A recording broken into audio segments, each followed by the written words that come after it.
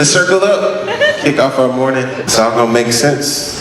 About an hour, 2 hours. We got little oranges and stuff that will never grow.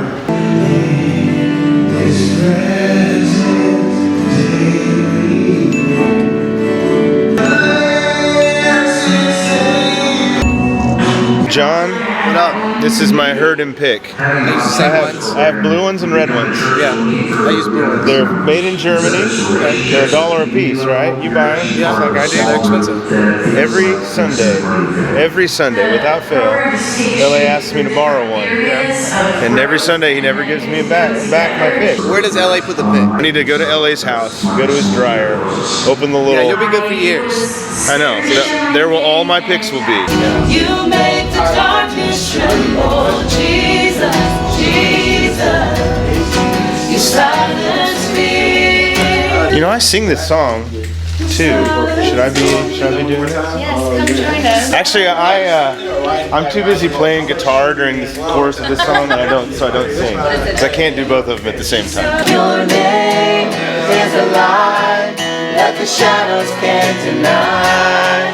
Your name cannot be overcome. All right, B-Wall.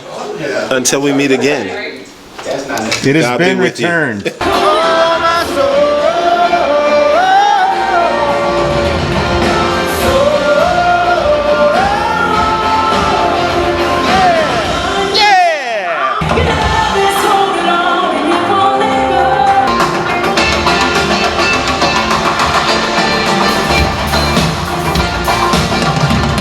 I'd like to capture the fact that I just walked up and they knew what I wanted. Exactly.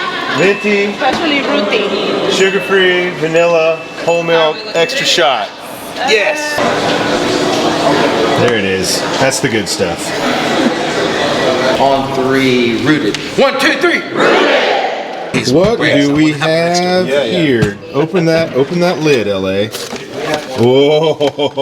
It's a Rise biscuits. Lauren, back here. We're highlighting the fact that you went and brought the goodness of God's bounty to us. Via these Rise biscuits. You know, we gotta pray.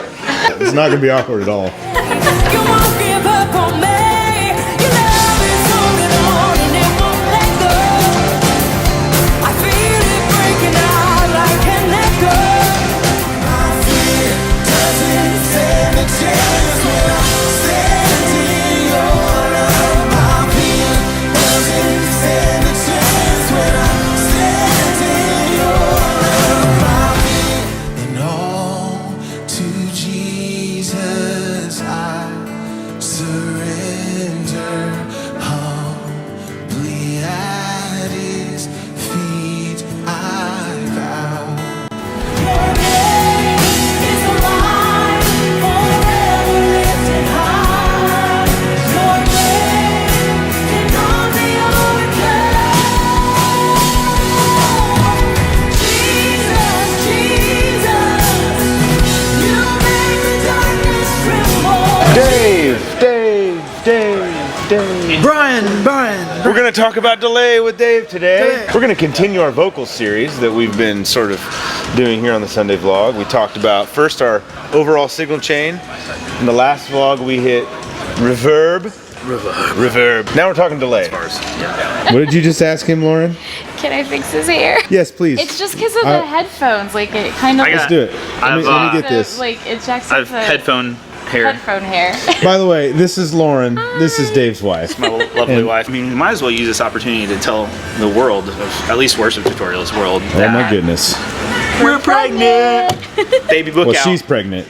Yes, it's She's true. she's pregnant. Well, yeah. he's kind of pregnant Also, too. I also have to interject. I feel every single person, every single like female on our worship team is pregnant. It's true. Yeah, pretty much. It's a prerequisite. I Not, guess. not every single one, Yeah. but there are like a lot of. There's one every month people on too, our core except team. for January. Core team is the name of our Yeah. Creative. worship October creative through production April. teams. Yeah, there's a ton of pregnant, and like on our staff. Yeah. like I think it's mainly more staff than it is volunteers. This is how you. We need to start a daycare. This is how you grow a church. All right. This is what you do. So the first parameter that's pretty standard in every delay unit is sometimes called delay. It's sometimes called time. Sometimes it's called delay time. And basically it's the amount of time that it takes for one single delay to occur. So if you have a clap that goes into your delay with a delay time of, let's say, 200 milliseconds, then you should hear that same clap 200 milliseconds later. And so we can actually set this with a knob, or we can actually use the tap tempo that comes with most delay units and actually tap to the beat, which is going to lock us in to the amount of milliseconds or beats per minute of that song. And for a lot of you guys running digital boards like the Behringer X32 minus M32, you've got delays built into those boards. Yep.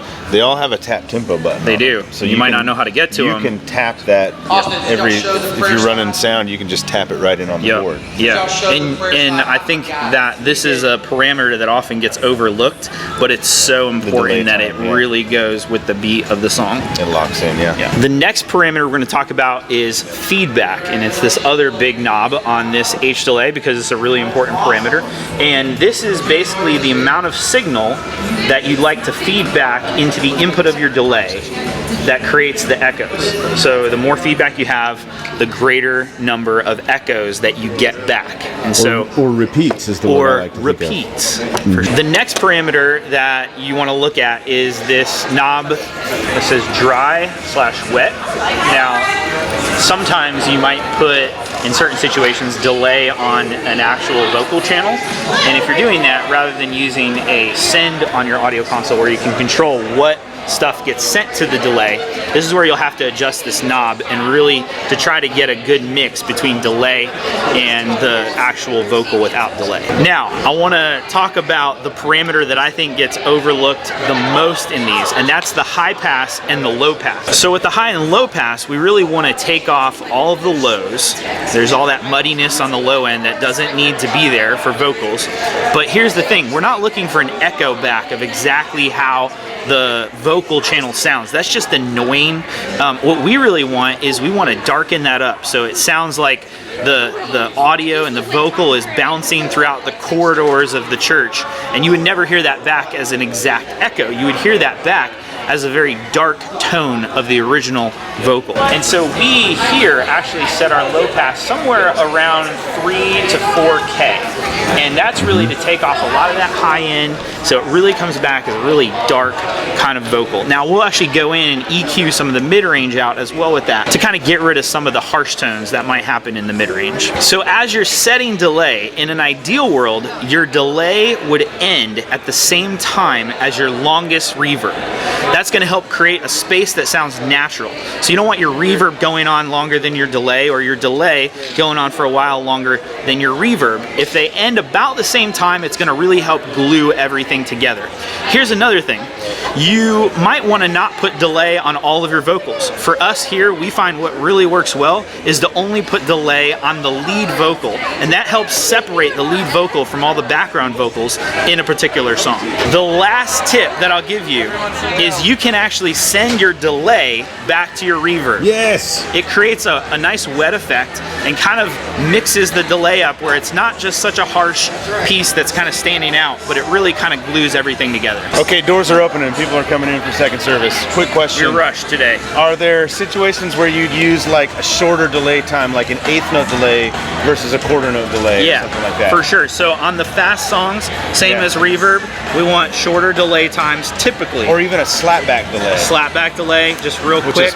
On a fast song, we absolutely want a shorter delay or a slapback delay. Now that doesn't mean that during the bridge, when the whole band breaks out and it's a lower key moment, that I won't change the time of the delay and bring in a little slower delay and raise the volume level of it.